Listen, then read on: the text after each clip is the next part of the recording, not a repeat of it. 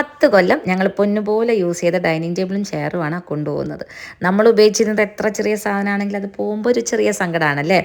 പക്ഷെ നമ്മൾ ആർക്ക് എന്ത് കൊടുക്കുമ്പോഴും സന്തോഷത്തോടെ കൊടുക്കണം എന്നാണ്. എന്നാലും നമ്മുടെ വീടിൻ്റെ മുക്കും മൂലയൊക്കെ നമുക്ക് എന്നും ഓർമ്മകൾ തന്നെയാണ്, സത്യമല്ലേ? അതുപോലുള്ള കുറേ ഓർമ്മകളാണ് ഞങ്ങൾക്ക് ഈ ടേബിളിലുള്ളത്. നമ്മുടെ ബർത്ത്ഡേ കേക്ക് കട്ടിങ്, എൻ്റെ അൺബോക്സിങ് വീഡിയോ, അതുപോലെ കാത്തൂൻ്റെ ക്രാഫ്റ്റ് ടേബിൾ, അങ്ങനെ എത്ര ഓർമ്മകളാണ് ഈ ടേബിളിലുള്ളതെന്ന് അറിയാമോ? ഈ വീട് ഞങ്ങളുടെ പ്ലാൻ അനുസരിച്ച് ഉണ്ടാക്കിയതല്ല കേട്ടോ. ഇത് 23 കൊല്ലം പഴക്കമുണ്ട്. ഞങ്ങൾ വാങ്ങുമ്പോൾ തന്നെ ഞങ്ങളിവിടെ താമസമായിട്ട് 10 കൊല്ലം ആവുകയും ചെയ്തു.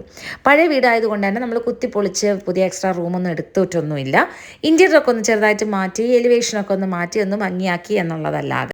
അതുകൊണ്ട് തന്നെ അന്നത്തെ മോഡൽ അനുസരിച്ച് ഡൈനിങ് റൂമും സിറ്റിംഗ് റൂമൊക്കെ ഒരുമിച്ചുള്ള ഒരു ചെറിയ ഹോളാണ് നമുക്കുള്ളത്.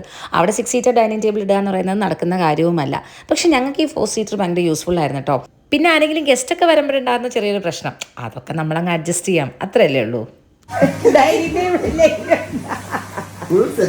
ഇതൊക്കെ അതിന്റെ പുതിയ ഡൈനിങ് ടേബിള് സെറ്റപ്പാ.